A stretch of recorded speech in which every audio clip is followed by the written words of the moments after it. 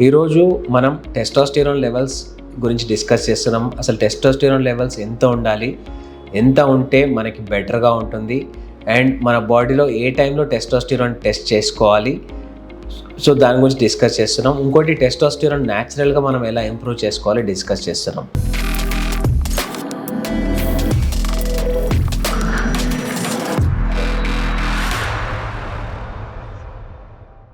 Hello everyone, I'm Dr. Ashish Reddy, consultant microsurgical andrologist from Hyderabad. Testosterone అనేది male hormone. So ఇది చాలా టైమింగ్తో ఉంటుంది. Generally morning లెవెల్స్లో మనకి టెస్టోస్టెరాన్ లెవెల్స్ పీక్లో ఉంటాయి. ఈవినింగ్ వచ్చేసరికి ఈ టెస్టోస్టెరాన్ లెవెల్స్ డిప్లీట్ అయిపోయి మనము ఈవినింగ్ టెస్ట్ చేసినప్పుడు టెస్టోస్టెరాన్ లెవెల్స్ చాలా లోగా ఉంటాయి. ఇది ఎలా ఉంటుంది అంటే మార్నింగ్ మనం చాలా ఎనర్జెటిక్గా ఉంటాం, అంటే ప్రతి వర్క్ చేయడానికి కూడా చాలా ఎంతూజియాస్టిక్గా ఉంటాం. అదే ఈవినింగ్ వచ్చేసరికి మనం ప్రతి వర్క్ చేయాలన్న వీక్నెస్ వచ్చేస్తుంది, అంటే ఏం చేయాలన్న టైర్డ్ అనిపిస్తుంది. సో దీనికి కారణం ఏంటంటే టెస్టోస్టెరాన్ లెవెల్స్ ఈవినింగ్ వచ్చేసరికి డిప్లీట్ అయిపోతాయి, అంటే మన బాడీలో టెస్టోస్టెరాన్ లెవెల్స్ అనేది తగ్గుకుంటా వచ్చేస్తాయి. ఈవినింగ్ వచ్చేసరికి మొత్తం బేస్ లైన్లోకి వెళ్ళిపోతాయి. సో దీన్ని మనం ఎలా ఇంప్రూవ్ చేసుకోవాలి, న్యాచురల్గా దీన్ని ఎలా ఇంప్రూవ్ చేసుకోవాలి? మొదటిగా ఎర్లీ మార్నింగ్ సన్లో ఒక హాఫ్ అన్ అవర్ కూర్చోండి డెఫినెట్లీ. సో దీనివల్ల మీ న్యాచురల్ టెస్టోస్టెరాన్ బూస్టప్ అవుతుంది. ఇంకోటి హెల్తీ డైట్ తీసుకోవడం.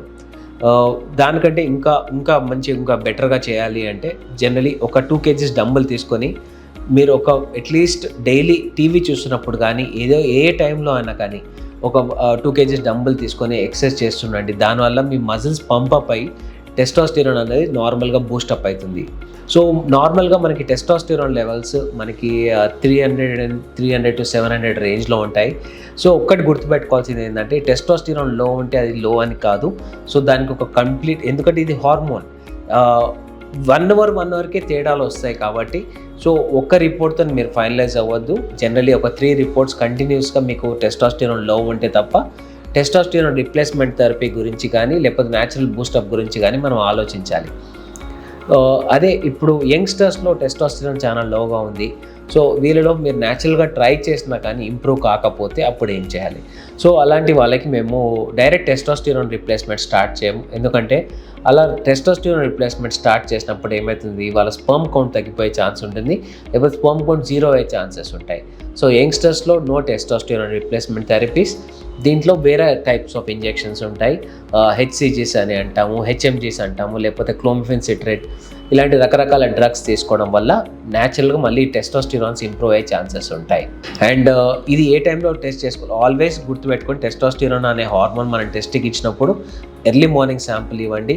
లేకపోతే మనకు యాక్యురేట్గా రాకపోవచ్చు, కానీ బేస్ లైన్ దానికోసం మీరు ఏ టైంలో అయినా తీసుకోవచ్చు. కానీ మనకి యాక్యురేట్గా కావాలంటే మాత్రం ఎర్లీ మార్నింగ్ శాంపుల్ ఇవ్వండి.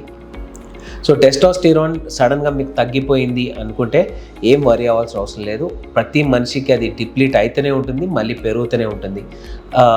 ఇంకొకటి చాలా మందికి ఉన్న కామనెస్ట్ అపోహ ఏంటంటే టెస్టోస్టెరాన్ లో ఉంటే మనకి ఎరెక్షన్స్లో ప్రాబ్లమ్స్ వస్తాయని.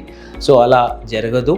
సో టెస్టోస్టెరాన్కి ఒకటి లిబిడో పైన ఎక్కువ ఎఫెక్ట్స్ ఉంటాయి తప్ప ఎరెక్షన్ మీద ఎటువంటి ఇష్యూస్ రావు. ఎరెక్టైల్ డిస్ఫంక్షన్ అంటే అంగం గట్టిపడకపోతే, మీ టెస్టోస్టెరాన్ తక్కువ ఉండడం వల్ల అంగం గట్టిపడకపోవడం అనేది చాలా రేర్గా జరుగుతుంది.